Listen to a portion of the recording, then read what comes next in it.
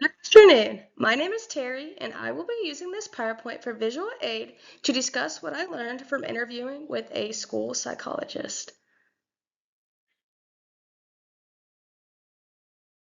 I took the time to interview with my children's school psychologist over this past week. Her name is Caitlin Pitts, and her job title is a school psychologist. She obtained a master's degree and special degree in school psychology. First things we talked about in our interview were job duties. The first job duty that Caitlin spoke about were conducting evaluations. Since she is in special education, she does evaluations with children who have autism, ADHD, emotional problems, and behavioral problems.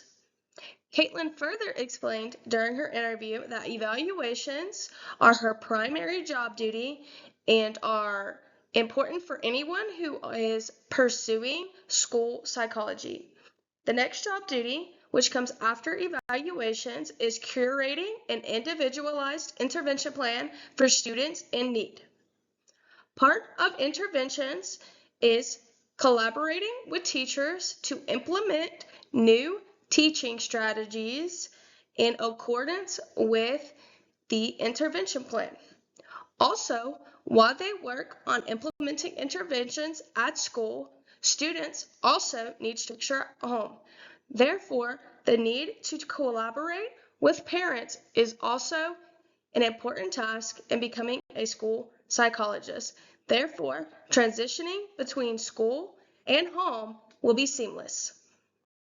The next part of our interview are about challenges in school psychology. There are challenging aspects that come with being a school psychologist. Caitlin said that in her personal experience, collaboration with parents can be difficult because parents are not always open to suggestions that can be implemented at home, which can sometimes make it harder for student transitions between school and home. The second challenge that Caitlin had and spoke about during her interview were describing challenges within the school district that boil down to politics. And often these politics within the school district add another layer of unique challenges. Lastly, Caitlin informed me that oftentimes there is red tape, and this red tape is when new intervention strategies have been taught during professional development, but they are unable to incorporate these new strategies within the classroom or during psychological evaluations without direct confirmation from the head of Weatherford ISD. The next part of the interview, we discussed fulfillment within the job field of school psychology, which is often different for everyone. However, Caitlin said within her personal experience, her fulfillment is found working with teachers. When she is able to work with teachers, she's effectively able to collaborate intervention plans and teaching strategies to create a safe learning environment for her student and other students within the classroom. And then another area that she finds fulfilling within her job as a school psychologist is watching students grow. Because she is able to see the beginning of the evaluation, then curate a plan, and after interventions of that plan, she sees positive growth, which is more fulfilling than any other part of the job, is actually watching that the children's implementation plans have had positive outcomes on their behaviors and emotional intelligence. We discussed professional growth. Within the field of school psychology, it is required to obtain continuing education credit hours to ensure that your license stays updated. And within the state of Texas, your license is required to be updated every 2 years. Additionally, when I asked about continuing education credits, Caitlin told me in her interview that Weatherford ISD holds professional development within their school district at no cost to staff members. She also informed me that it is not required by the school, but she really personally enjoys it, and that is being part of the Texas Psychology Association, which provides her with the most up-to-date resources that she can then pass out on to the school district, staff members, teachers, and even parents. She even went further as a school psychologist and got certified as a non-violent crisis intervention. She also teaches non-crisis violent intervention to teachers within Weatherford ISD. And within her class, she aids teachers for their classroom management. Oftentimes, children who have emotional or behavioral issues can become violent, and it is our job as school psychologists to have readily available resources to ensure that the students of Weatherford ISD as a whole are safe. So one key component of nonviolent crisis intervention is oftentimes child restraints. So Caitlin often teaches teachers how to safely restrain children when they are having this outburst to keep the environment safe for other children, staff members, and other teachers. Aspect of our interview that we were able to touch base on were recommendations.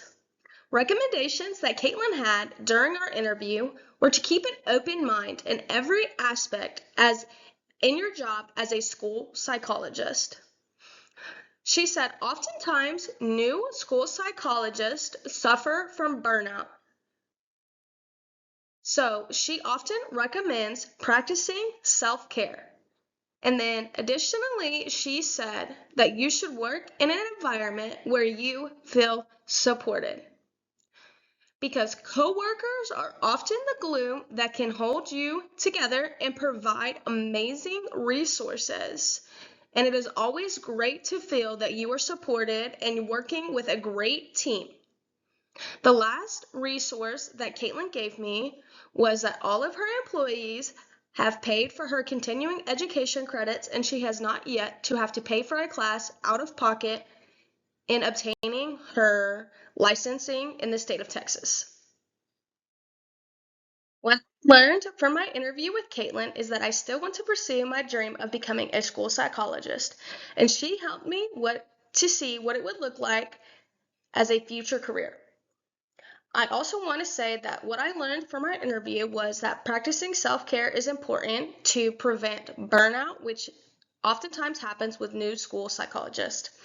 Another topic that I want to touch base on is having to work in a healthy work environment, which also in turns gives you a healthy support team, thus creating, a happy and safe environment to produce the best work and provide even students with a healthy and safe environment where they can become open in themselves.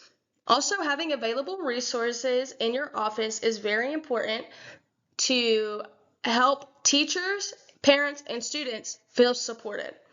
Lastly, joining a psychology association based on your state can also provide you with amazing resources that oftentimes employers won't have. Granted, this is not required in the state of Texas. However, Caitlin made it important to mention that she was part of the Texas Psychology Association and that she oftentimes gets resources from them at no cost. She also says that being part of the Texas Psychology Association gives her insights to new studying and new intervention strategies which can be implemented into her school system. So honestly, the Psychology Association, while it is not required, can provide you with amazing things, especially when you are just starting out in the career field as a school psychologist. That is all I have, and this will be the end of our interview. I hope you enjoyed the information that you got within this video as much as I enjoyed my interview with Caitlin Pitt, the school psychologist. Thank you.